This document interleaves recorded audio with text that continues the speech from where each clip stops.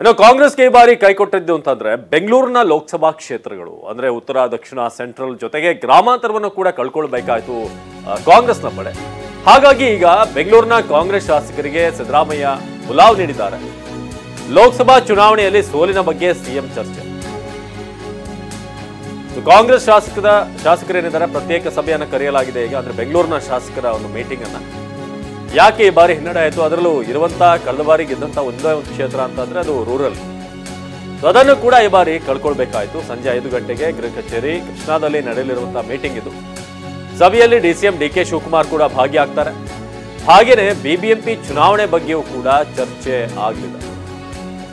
BBMP ಚುನಾವಣೆ ಬಗ್ಗೆ ಕೂಡ ಚರ್ಚೆ ಮಾಡಲಾಗುತ್ತೆ.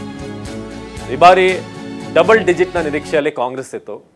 ಆದರೆ ಬೆಂಗಳೂರು ಸಿಟಿಯಲ್ಲೇ ಒಂದೇ ಒಂದು ಸ್ಥಾನವನ್ನು ಕೂಡ ಕಾಂಗ್ರೆಸ್ ಗೆಲ್ಲೋಕೆ ಸಾಧ್ಯ ಆಗಲಿಲ್ಲ. ಇರುವಂಥ ಒಂದು ಕ್ಷೇತ್ರವನ್ನು ಕೂಡ ಕಳ್ಕೊಳ್ಬೇಕಾಯಿತು. ಈ ಸೋಲಿನ ಪರಾಮರ್ಶೆ ಎಲ್ಲಿ ಎಡವಿದ್ವಿ, ಅದರಲ್ಲೂ ಮನ್ಸೂರ್ ಆಲ್ಮೋಸ್ಟ್ ಸೆಂಟ್ರಲ್ನಲ್ಲಿ ಇನ್ನೇನು ಗೆದ್ದೇ ಬಿಟ್ಟರು ಅನ್ನೋ ರೀತಿಯಾಗಿತ್ತು. ಆದರೆ ಕೊನೆ ಹಂತದಲ್ಲಿ PC ಮೋಹನ್ ಗೆಲುವನ್ನು ಸಾಧಿಸಿದ್ರು. ಸೊ ಹಾಗಾಗಿ ಬೆಂಗಳೂರಿನಲ್ಲಿ ಸ್ಕೋರ್ 0 ಕಾಂಗ್ರೆಸ್ಗೆ ಲೋಕಸಭಾ ಎಲೆಕ್ಷನಲ್ಲಿ. ಯಾಕೆ ಹೀಗಾಯಿತು ಅನ್ನೋದ್ರ ಬಗ್ಗೆ ಈಗ ಚರ್ಚೆ ಖಂಡಿತ ಆಗುತ್ತೆ.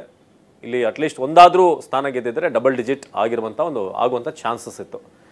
ಸೊ ಈಗ ಕಾಂಗ್ರೆಸ್ನಿಂದ ಸೋಲಿನ ಪರಾಮರ್ಶೆ ಬೇರೆ ಬೇರೆ ಭಾಗದಲ್ಲಿ ಕಲ್ಯಾಣ ಕರ್ನಾಟಕದ ಜನರು ಕಾಂಗ್ರೆಸ್ನ ಕೈ ಹಿಡಿದಿದ್ದಾರೆ ಈ ಬಾರಿ. ಆದರೆ ಹಳೆ ಮೈಸೂರು ಬೆಂಗಳೂರು ಭಾಗದಲ್ಲಿ ನಿರೀಕ್ಷಿತ ಮಟ್ಟದ ಒಂದು ಯಶಸ್ಸು ಸಿಗಲಿಲ್ಲ.